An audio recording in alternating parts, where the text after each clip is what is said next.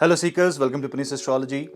This is one more episode of Transit, and this time Venus is going to move out from the sign of Exaltation to the sign of Aries on 10th of April, and the transit will be approximately for 24 days.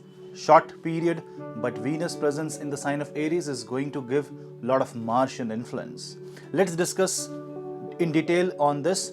Before that, do not forget to hit subscribe and hit the bell icon so that you and me can stay connected. If you want to get my notifications, uploads, updates, and lot more fun stuff and other temple visits, a lot of interesting stuff, do follow me on Instagram, Twitter, and Facebook. If you want to take my consultations, drop me an email. The email ID is in the description box below.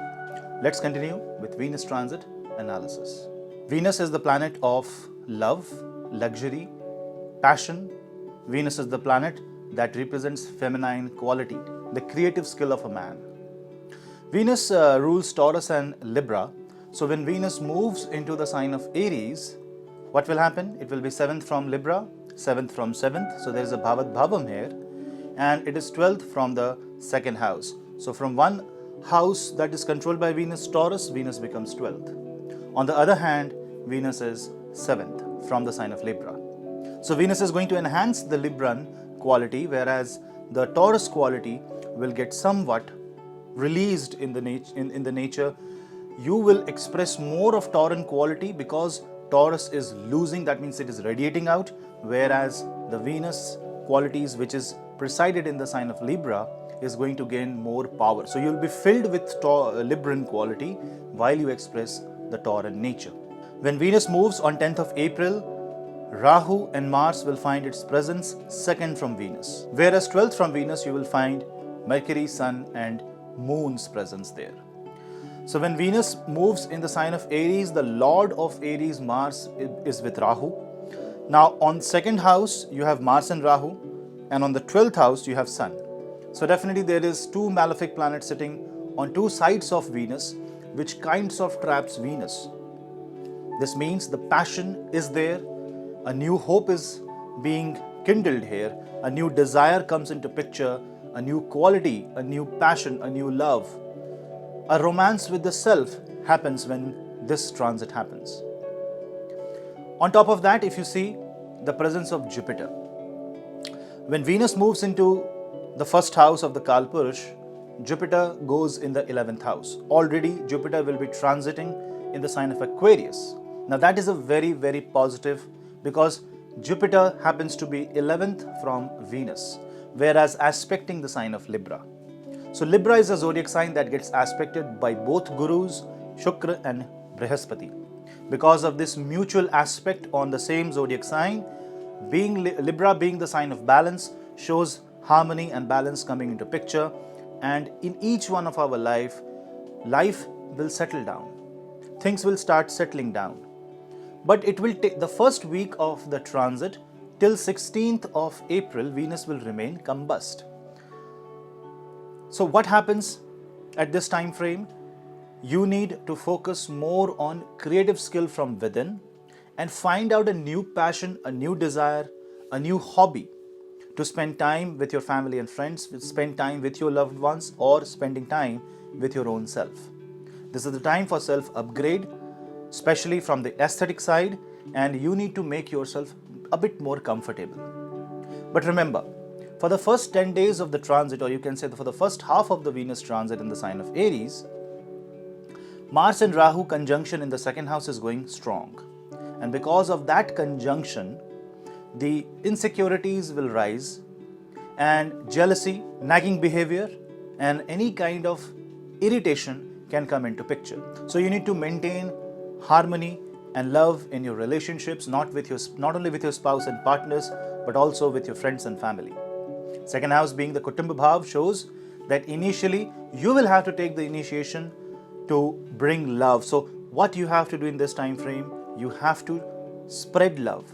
Because as I said, Tauran quality is spreading out. You need to talk and express more in a more compassionate way, in a more loving way, in a more flowery way. Irrespective whether you are a man or a woman, the feminine quality has to be enhanced within you. So you need to listen to some musical instruments, listen to Shri Suktam, pray to Mahalakshmi, and that will enhance the Venusian quality. Venus is in the house of Mars. Mars is in the house of Venus. So definitely there is a Parivartan Yoga, there is an exchange yoga happening. Although this exchange happens for a very brief period of time, but it sets the ball into motion, and this shows new discovery of life, something about you, a quality, a benefic quality about you can come into limelight. Now that can happen while you research on yourself, while you do a self-discovery, or a situation or a circumstance brings out that quality from you. You need to focus on that quality. From the perspective of health, you need to balance out, especially those who have diabetes. If you have diabetes and if you are facing or if you are on the borderline, try to refrain from misusing the food. Don't eat processed food. Try to go fully natural in this time frame. Ayurvedic medicines will work wonders for you. On the other hand, the anger will dominate the first half of the Venus transit, whereas the second half of Venus transit will be more about passionate communication. Why? Mars will move in the sign of Gemini. Now when Mars will move in the sign of Gemini, this goes third from Venus. Venus is love, Mars is communication, and the third house being internet. You can write vlogs, you can write articles. This is going to favor the people who write books, who write vlogs, articles, journalists, script writers. This is the wonderful time for all of you. Overall, this Venus transit is going to bring loving balance, a new harmony, a new relationship, new idea, new thought process, and a new wave of realization. A new positive being comes into picture. You bring out the positive side of you by constant affirmations, constant repetition of mantras, and because Jupiter's blessing falls fifth from Venus, that means this is a romance with the self. Do you love yourself? Is the question that you need to ask. Do I love myself? Am I in a position that I think comfortable for me? Comfort does not mean physical comfort. Comfort means happiness while performing your duties and performing your responsibilities in life.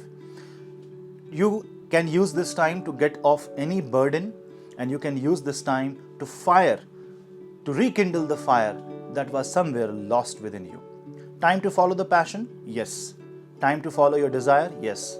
Time to pursue your dreams? Time to pursue the education that you always wanted? Yes. If your horoscope and your Mahadasha Antadasha supports, you can utilize this time for great benefits. Venus is also going out of combustion. That's Venus Uday. This Uday of Venus means Venus now comes into picture, and remember, Sun will be exalted in the sign of Aries. While Venus progresses in the sign of Aries, Sun comes into picture, Sun gives the necessary light, and Venus comes out of combustion. This means bright Venus, bright, refreshed love comes into picture. You can utilize the creative skill of your mind, creative skill of your body, and this will take care of any kind of negative circumstance that you're facing. So utilize that time to learn the instrument, listen to some music, create a taste, build a new taste for creative arts and craft. Because it is on the first house and Sun is there, try to take care of your hairs. The beauty of hair, the hairstyle will make you feel better, will make you feel happy. But be careful of overspending on yourself. Remember, second lord is in the first house. Taurus is in Aries. So money can be spent on your health, your aesthetics. So you have to be careful that you should not overspend it.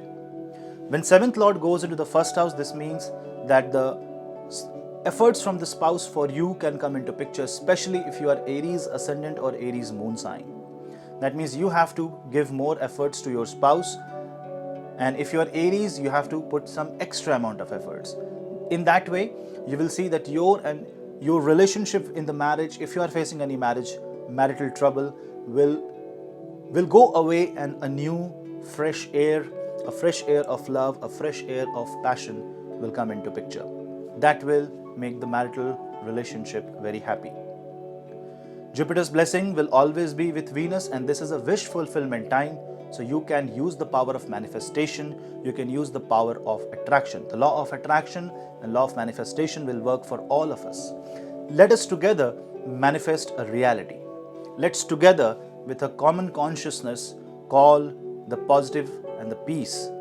Let's pray for the common goal, the benefit of humanity, and let's ask for peace and happiness from the divine in this time. Just repeat this shloka after me. Om Sarve Bhavantu Sukhinah, Sarve Santu Niramayah, Sarve Bhadrani Pashyantu, Ma Kaschit Dukh Bhag Bhave.